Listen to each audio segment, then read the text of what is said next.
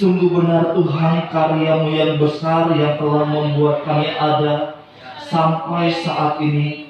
Dan kami bersyukur, berterima kasih Tuhan, karena kasih dan setia-Mu Tuhan yang senantiasa baru di dalam kehidupan kami. Dan saat ini kami juga bersyukur kalau kami boleh ada di dalam bait-Mu ini ya Tuhan, untuk memuji dan memuliakan Tuhan. Dan kami rindu ya Tuhan, melalui perhimpunan ini kami mengalami hadirat-Mu, kami mengalami kuasa-Mu, dan kami mengalami encounter bersama dengan Engkau, sehingga kehidupan kami dipulihkan, kehidupan kami dilepaskan dari segala beban persoalan yang ada. Dan saat ini Bapa, kami mau mendengar kebenaran firman-Mu yang memberi jawaban atas setiap seruan doa kami, dan juga atas setiap pertanyaan serta pergumulan di dalam kehidupan kami. Bapa, berfirmanlah bagi kami semua melalui mulut bibir lidah hamba-Mu ini. Segala kuasa yang menghalangi mulut hamba-Mu untuk memberitakan firman Allah yang sesuai dengan kehendak-Mu, hamba-Mu berdoa dan hamba patahkan itu semua di dalam nama Tuhan Yesus Kristus.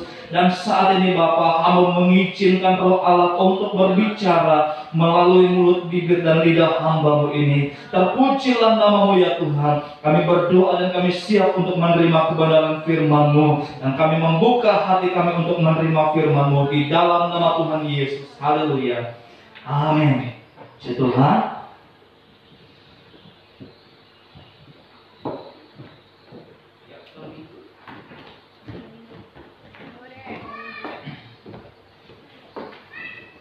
Ya, puji Tuhan, sekolah minggu bisa masuk ke ruangan belajar.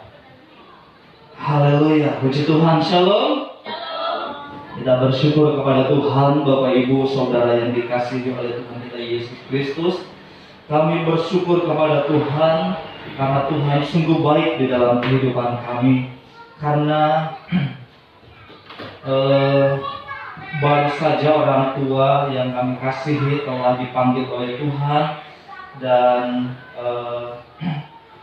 kami percaya apa yang sudah Tuhan buat itu yang terbaik di dalam kehidupan kami sekeluarga. Dan puji Tuhan, hari ini kita boleh kembali bersama-sama, dan kami boleh kembali ke tempat ini untuk melayani umat Tuhan yang dikasihi dan dicintai oleh Tuhan, serta yang diberkati oleh Tuhan. Saya percaya bahwa kita semua dalam keadaan sehat, amin. Ya, puji Tuhan. Pagi hari ini kita akan belajar bersama-sama, Bapak Ibu Saudara yang dikasihi oleh Tuhan, kebenaran firman Tuhan yang menjadi dasar daripada perhimpunan kita. Dan firman Tuhan pagi hari ini saya beri tema, yaitu Allah memperhatikan penderitaan umatnya. Allah memperhatikan penderitaan umatnya. Kita tahu bahwa yang namanya orang yang menderita itu pasti akan sangat menyakitkan. Tetapi juga kita tahu bahwa penderitaan bukanlah sesuatu yang merusak kehidupan kita selama kita tidak mengizinkan yang merusak kehidupan kita. Ya. Dan pagi hari ini mari kita bersama-sama akan melihat kebenaran firman Tuhan yang terdapat di dalam Keluaran pasal 3. Keluaran pasal 3 ayat 7 dan 8.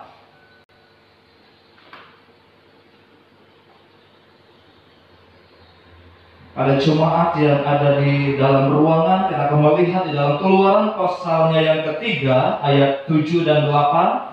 Dan juga mungkin bagi seluruh umat Tuhan yang menyaksikan daripada ibadah ini secara online. Kita akan melihat Keluaran pasal 3 ayatnya yang ke-7 dan ayatnya yang ke-8. Kita akan membacakannya secara bersama-sama. Dalam hitungan yang ketiga kita akan membacakannya. Saya kembali mengundang seluruh jemaat Tuhan untuk bangkit berdiri. 1, 2, 3. Dan Tuhan berfirman, aku telah memperhatikan dengan sungguh umatku di tanah Mesir, dan aku telah mendengar seruan mereka yang disebabkan oleh pengarah-pengarah mereka. Ya, aku mengetahui penderitaan mereka. Sebab itu, aku telah turun untuk melepaskan mereka dari tanah orang Mesir dan menuntun mereka keluar dari negeri itu ke suatu negeri yang baik dan luas, suatu negeri yang berlimpah-limpah susu dan madunya, ke tempat orang Kanaan, orang Het, orang Feris, orang Heri, dan orang Yebus. Amin. Terima kasih, jemaat Tuhan, dipersilakan duduk kembali. Firman Tuhan di dalam ayat yang kita baca pada pagi hari ini menjelaskan ada beberapa bagian yang perlu kita ketahui di dalam ayat ini. Dikatakan di dalam ayatnya yang ke-7 dikatakan, dan Tuhan berfirman, aku telah memperhatikan dengan sungguh kesengsaraan umatku di tanah Mesir, dan aku telah mendengar seruan mereka yang disebabkan oleh pengarah-pengarah mereka. Ya, aku mengetahui penderitaan mereka. Seringkali di dalam kehidupan ini, ya, kita memiliki suatu pemikiran yang keliru tentang cara kerja Allah di dalam kehidupan kita. Ya, seringkali kita berpikir bahwa apa yang terjadi di dalam kehidupan kita, seringkali kita berpikir bahwa Allah tidak memperhatikan kita. Tetapi di dalam ayat yang kita baca pagi hari ini menjelaskan bahwa Allah itu sangat memperhatikan dan Allah itu sangat mempedulikan setiap kesengsaraan yang dialami oleh umatnya. Amin. Firman Tuhan berkata di dalam ayat yang kita baca tadi, ya, aku memperhatikan dengan sungguh kesengsaraan umatku di tanah Mesir. Waktu orang Israel ada di tanah Mesir, mereka ada di dalam perbudakan, mereka ada di dalam tekanan, mereka ada di dalam kerja paksa yang begitu keras dan berat, sehingga itu membuat mereka sangat menderita. Itu yang membuat mereka sangat kesusahan. Sebab di dalam ayat ini dikatakan bahwa, dan aku telah mendengar seruan mereka yang disebabkan oleh pengarah-pengarah mereka. Jadi mereka sangat menderita oleh karena kerja paksa itu. Ya. Kita sebelum tahun 45, artinya sebelum Indonesia merdeka, saya pernah mendengar, ya, kakek dulu pernah cerita, waktu zaman Belanda itu menjajah, ya, itu tidak terlalu menderita. Ya. Pernah. Siapa yang di sini lahir sebelum merdeka? Tidak ada, ya. Mungkin kakek Pur, ya, kalau seandainya beliau sudah lahir pada waktu itu. Nah, kakek saya menceritakan bahwa waktu Belanda itu menjajah, ya, mereka itu masih hidup normal, ya. Belanda itu menjajah tapi mereka mendidik, ya. Belanda itu merampas tetapi mereka juga mengupayakan kesejahteraan daripada penduduk, ya. Tetapi dia bilang setelah Jepang menjajah itu terjadi penindasan, terjadi kerja paksa dan juga terjadi kekejaman yang luar biasa. Dia bilang kalau salah satu anggota kita itu tidak pulang sampai sore, itu jangan harap dia bisa hidup, ya. Artinya dia bisa saja mati pada waktu itu. Nah, makanya kami, ya, orang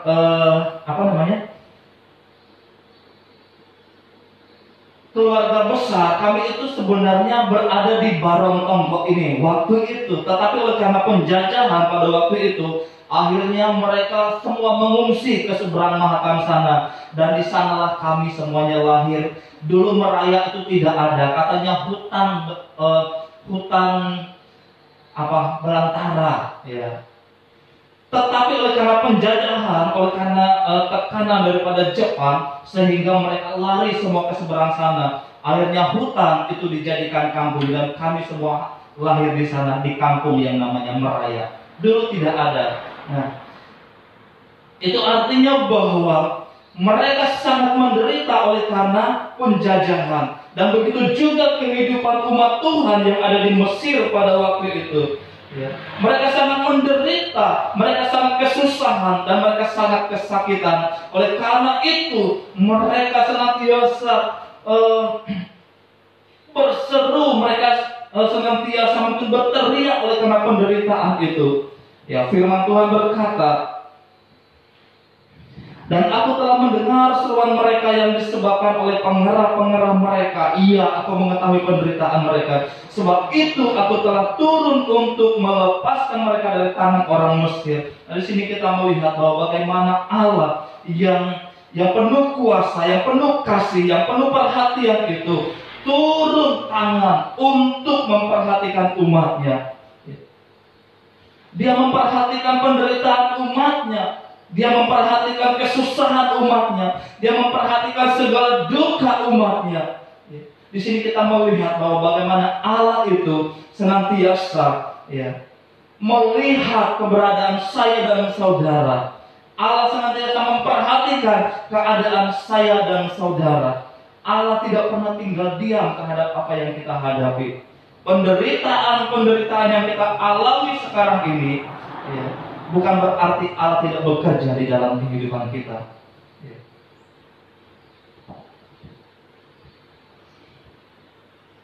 Di tengah segala penderitaan yang kita hadapi, banyaklah kita berdoa. Sebab banyak berdoa, banyak jalan yang akan terbuka. Banyak berdoa, banyak pintu yang akan terbuka. Banyak berdoa, banyak pertolongan Tuhan yang kita rasakan dalam kehidupan kita. Tetapi sebaliknya, kalau kita banyak mengeluh dan semakin mengeluh, maka semakin mudah kita terjatuh. Semakin banyak kita mengeluhkan keadaan yang kita hadapi, semakin mudah kita untuk terjatuh, dan juga semakin mudah untuk kita menjadi lemah. Oleh karena itu, mari kita terus memandang kepada Tuhan. Makanya firman Tuhan katakan, mari kita terus mengarahkan pandangan kita kepada Dia, kepada Yesus Kristus sebagai Tuhan dan Juru Selamat di dalam kehidupan kita. Dalam menghadapi berbagai penderitaan, kita jangan menyerah ataupun berputus asa. Pertanyaannya adalah mengapa kita tidak boleh menyerah atau berputus asa di dalam kehidupan ini? Yang pertama, karena Allah selalu mendengar seruan apabila kita berdoa, atau Allah selalu respon terhadap seruan saya dan saudara. Allah itu selalu respon terhadap seruan saya dan saudara. Di dalam ayatnya, di dalam pasal yang kedua, ayatnya yang ke-23 dan 24.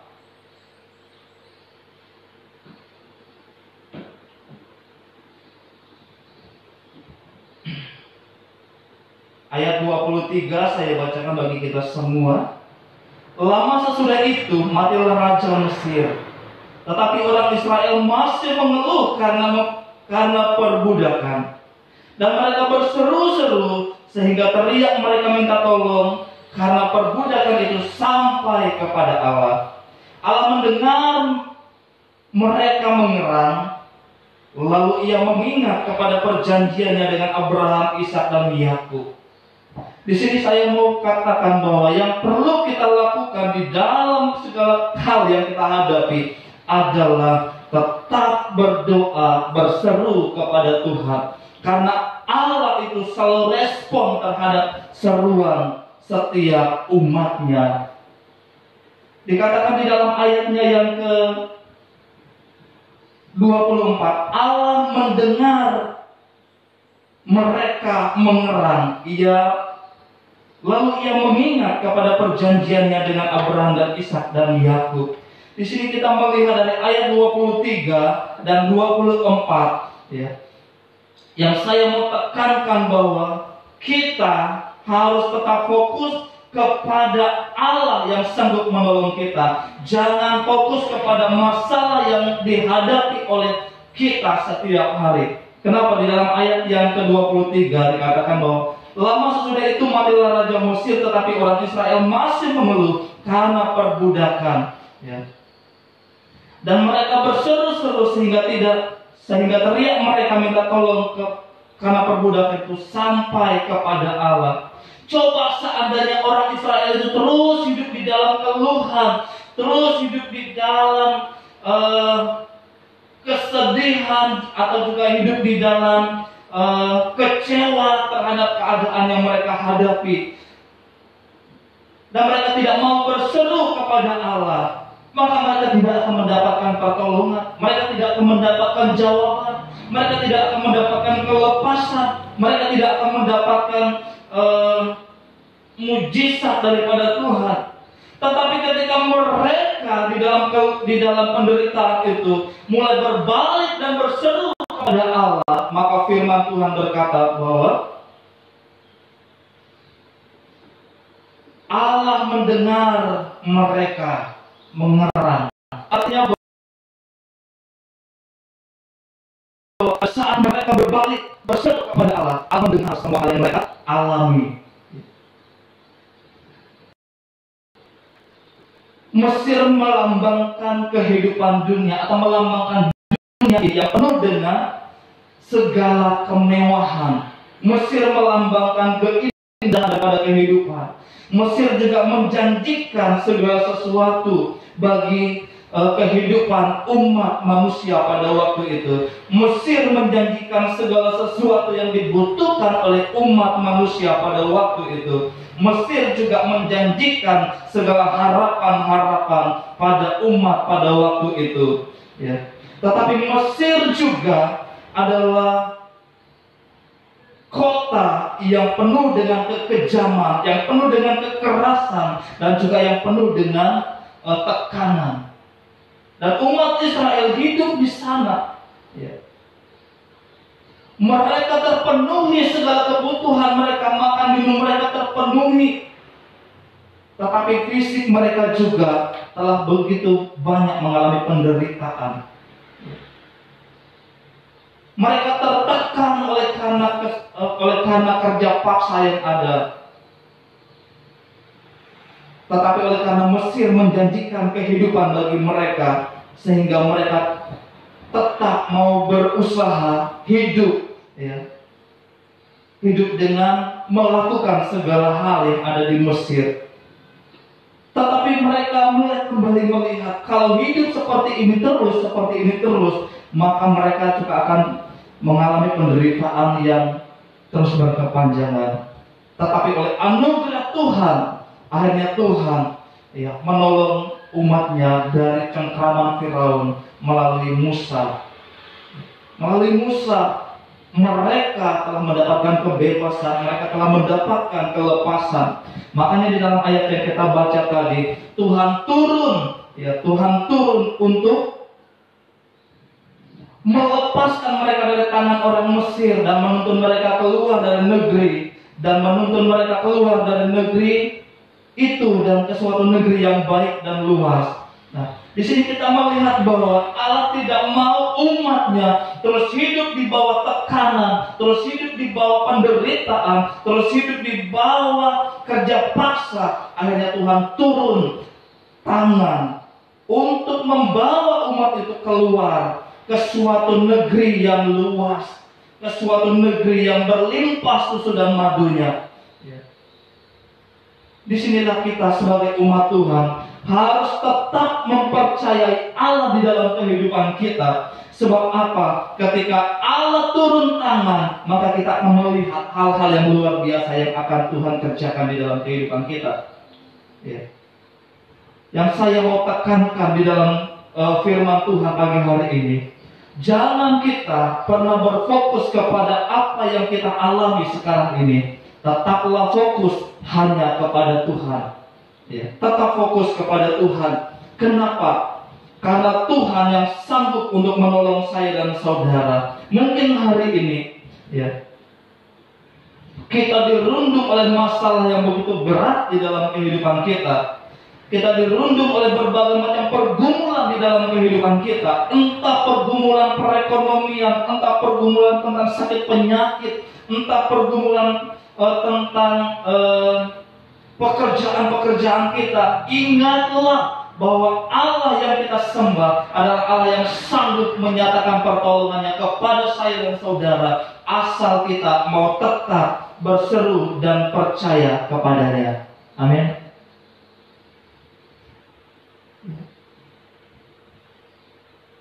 Seringkali masalah datang di dalam kehidupan kita, membuat kita tidak dapat berdoa, membuat kita tidak dapat berseru kepada Tuhan ataupun mencari Tuhan. Tetapi pagi hari ini, mari kita kalahkan, kita tanggalkan segala beban persoalan itu, dan kita mau datang kepada Tuhan. Kita mau berseru kepada Tuhan, dan kita mau mencari Tuhan. Hari-hari yang ada ini adalah hari-hari terakhir bagi saya dan saudara. Hari-hari terakhir bagi saya dan saudara untuk kita mencari perkenan Tuhan di dalam kehidupan ini. Mencari kehendak Tuhan di hari-hari terakhir ini. Supaya apa? Supaya kita memperoleh kehidupan yang kekal. Sebab tujuan akhir daripada kehidupan kita adalah hidup yang kekal. Tujuan daripada akhir hidup kita adalah kehidupan yang penuh dengan damai sejahtera. Kehidupan akhir daripada kehidupan kita adalah kehidupan yang bersama dengan Bapa di surga. Jadi mari saat ini arahkan seluruh pandangan kita hanya kepada Dia, kepada Allah, kepada Tuhan yang kita sembah di dalam kehidupan ini. Jangan berfokus kepada masalah yang kita hadapi. Sebab apa? Selama saya dan saudara mendiami bumi ini, masalah itu akan selalu ada.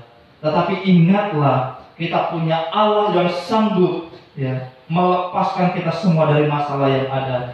Allah yang kita sembah adalah Allah yang sanggup untuk memberikan saya dan saudara jalan keluar terhadap masalah yang kita hadapi.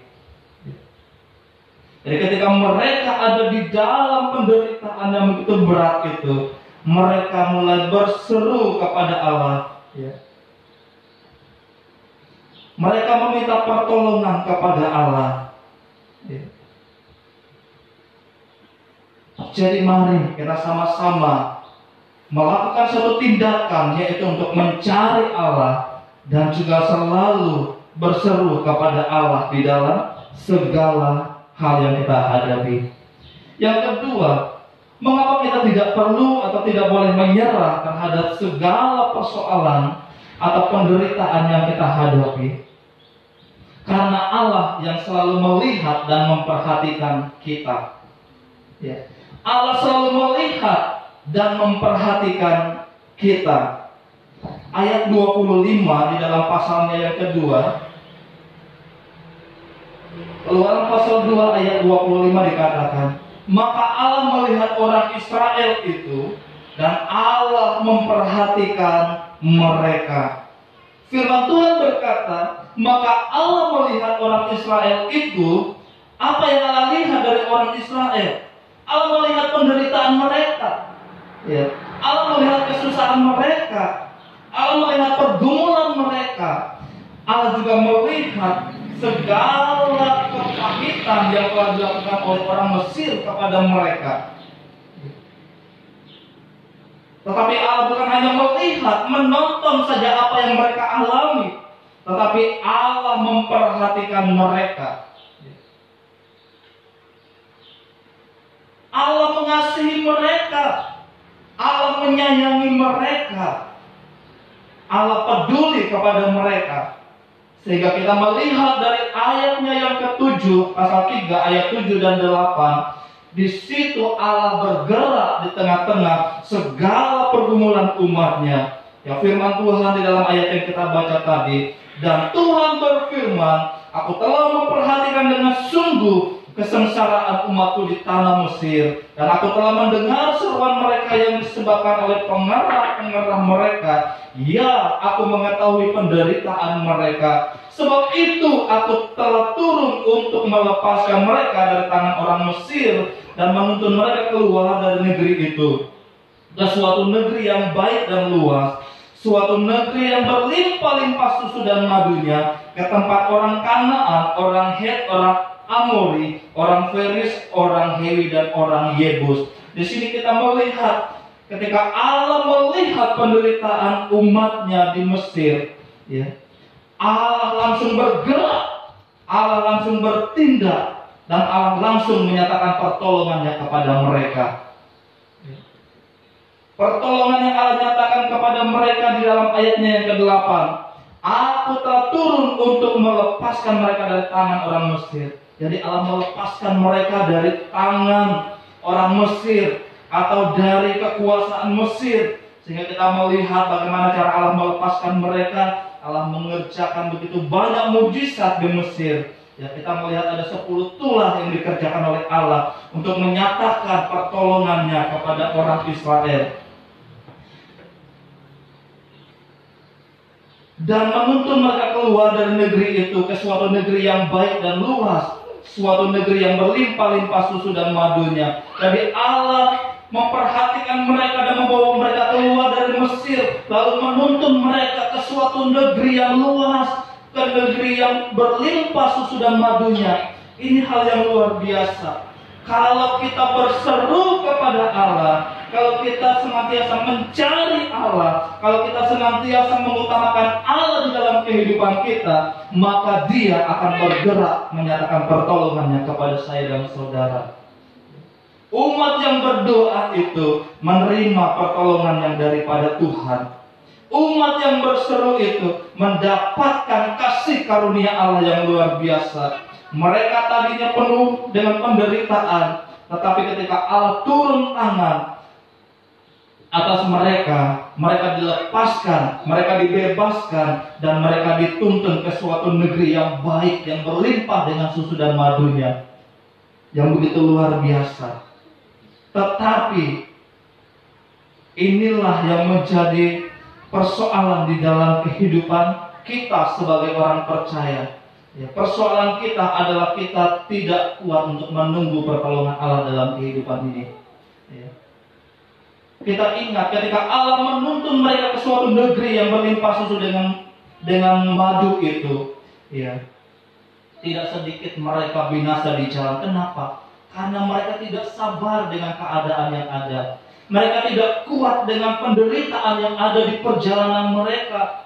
Sehingga mereka mengeluh, mereka marah, mereka kecewa. Ya. Dan akhirnya mereka tidak menikmati apa yang dijanjikan oleh Tuhan. Jadi mari kita sebagai anak-anak Tuhan, sebagai orang percaya, sekali percaya, kita terus tetap percaya kepada Allah. Sekali mengandalkan Tuhan, harus tetap mengandalkan Tuhan sampai kita maut memisahkan kita dari dunia ini. Ya. Makanya dikatakan sekali Yesus tetap Yesus. Itulah hal yang harus kita lakukan di dalam kehidupan ini. Jangan pernah kita berputus asa ataupun menyerah dengan keadaan yang ada. Sebab apa? Sebab Allah adalah Allah yang dapat menyatakan pertolongannya kepada kita. Di saat tidak ada yang memperhatikan kita, jangan kecewa atau marah ataupun bersedih hati. Sebab apa? Sebab ada pribadi yang selalu melihat dan memperhatikan kita, yaitu Allah yang kita sembah. Jangan kecewa dengan keadaan-keadaan yang kita hadapi di tengah dunia ini. Mungkin kita tidak diperhatikan, mungkin kita dilupakan atau tidak diperhatikan. Ingatlah, ada Allah yang memperhatikan saya dan saudara. Bapak Ibu yang dikasihi oleh Tuhan, dua bagian firman Tuhan ini kiranya menjadi rema senantiasa di dalam kehidupan kita. Biarlah kita menjadi orang Kristen yang senantiasa mempercayakan hidup kita kepada Allah. Amin firman Tuhan. Tuhan memberkati kita semua. Haleluya Yesus. Haleluya.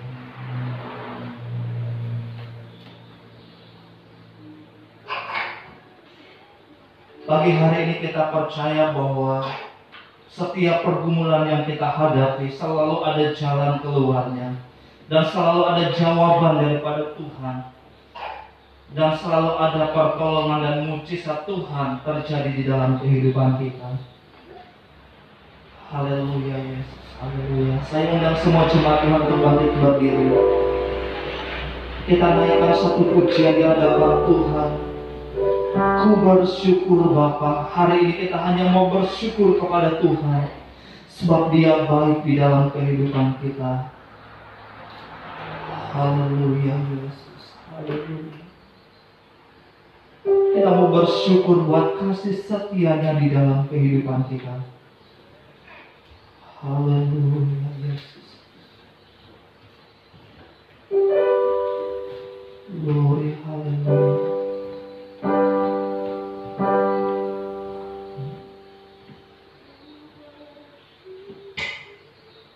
Haleluya, haleluya.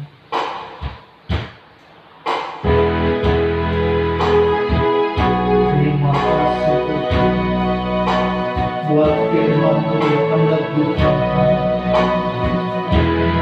buat firman-Mu yang menyatakan Engkau Allah yang sanggup untuk menolong